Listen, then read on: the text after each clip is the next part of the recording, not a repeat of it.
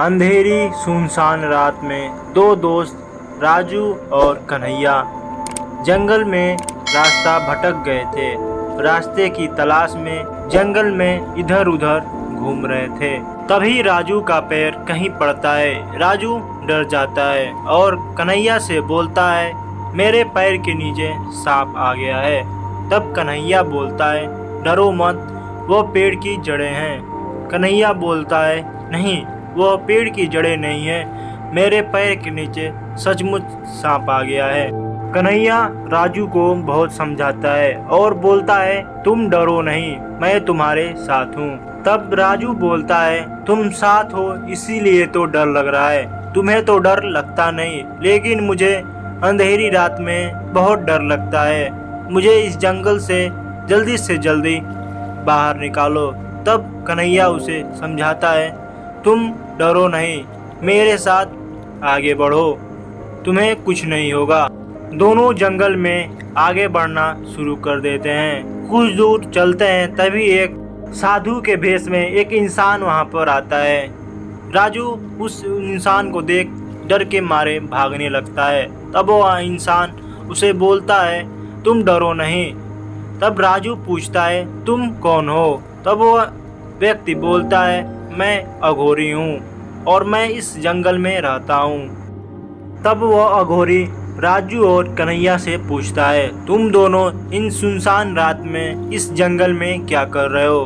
तब वो दोनों बोलते हैं, हम दोनों रास्ता भटक गए हैं और रास्ते की तलाश में इधर उधर जंगल में घूम रहे हैं। तब अघोरी उनको बोलता है, तुमको पता नहीं है, इस जंगल में भूत प्रेत रहते हैं। यह सुन राजू डर जाता है। तब कन्हैया बोलता है, डरो नहीं, भूत प्रेत कुछ नहीं होते हैं। अघोरी उनको समझाता है, तुम बात मान लो और यहाँ से चली जाओ। अघोरी उनको एक घटना बताता है और कहता है, एक सुनसान रात में एक राहगीर इस जंगल से गुजर रहा था। वह काफी डरा हुआ और सहमा था। उसे एक हीरा दिखाई पड़ा। वह हीरे की लालच में उसे उठा लिया। जैसे ही वह उठाया, भूत उसे जान से मार देता है। यह बात सुन राजू काफी डर जाता है, लेकिन कन्हैया अघोरी की बातों पर विश्वास नहीं करता। अघोरी उनको एक और घटना बताता है। एक दिन मीरा नाम की औरत जंगल से घर की तरफ जा रही थी। काफी अंधेरा और सुनसान रात था। भी भूत वहां आता है और मीरा पे हमला कर उसे जान से मार देता है। राजू और कन्हैया को अघोरी की बातों पर थोड़ा थोड़ा विश्वास होने लगता है। तब कन्हैया पूछता है, ऐसा कौन कर रहा है और कौन है? तब अघोरी बोलता है, मुझे तो पूरा नहीं पता, लेकिन एक नगर में एक व्यापारी रहता था जिसका नाम दयानंद था।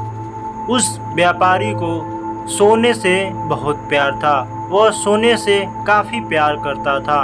एक दिन गांव के लोग बात कर रहे थे कि जंगल की गुफा में काफी सोना रखा हुआ है।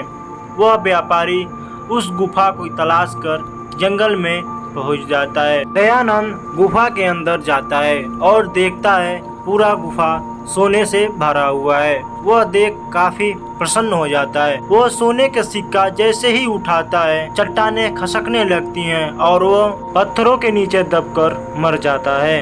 अघोरी उनको बोलता है, तब से यह जंगल श्रापित हो गया है। इस जंगल में जो भी आता है वह मर जाता है। अघोरी बोलता है, उन सबको वह भूत धन की लालच देकर ही मारता है। और कन्हैया और राजू को एक और घटना बताता है। कुछ दिन पहले की बात है। एक नत्थू दूध वाला अपनी भैंस लेकर अंधेरी रात में गुजर रहा था। धरती हिले, जमुना हिले, हिले सारा गाँव, तोहरी लचक जब कमरिया, सारा जिला ही। तभी उसकी भैंस गायब हो गई। वो अपनी भैंस की तलाश इधर उधर करने लगा। तभी उसकी नज़र पास में पड़े एक सोने की हार पर पड़ती है। वह सोने के हार को उठा लेता है। जैसे ही वह हार उठाता है, वो भूत उस नत्थू दूध वाला को भी मार देता है। जब अघोरी राजू और कन्हैया को ये सब सारी घटनाएं बताता है, तब दोनों को अघोरी की बातों पर विश्वास होता है। तब अघोरी उन दोनों से बोलता है, तुम दोनों इस जंगल में कुछ भी मिले उसे उठाना नहीं, खासकर हीरे जवाहरात, सोना चांदी या कोई भी अन्य प्रकार का धन मिले उसे तुम उठाना नहीं। यह बोल अघोरी वहां से चला जाता है। दोनों वहां से आगे बढ़ते हैं। तभी राजू को सोने की पोटली दिखाई देती है।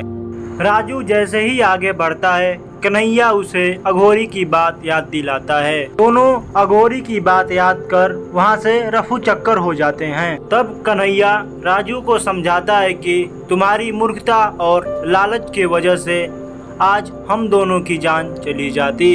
तब राजू कन्हैया की बात सुन बोलता है, मुझे लालच नहीं करना चाहिए था। मैं वादा करता हूँ आज के बाद लालच नहीं करूँगा।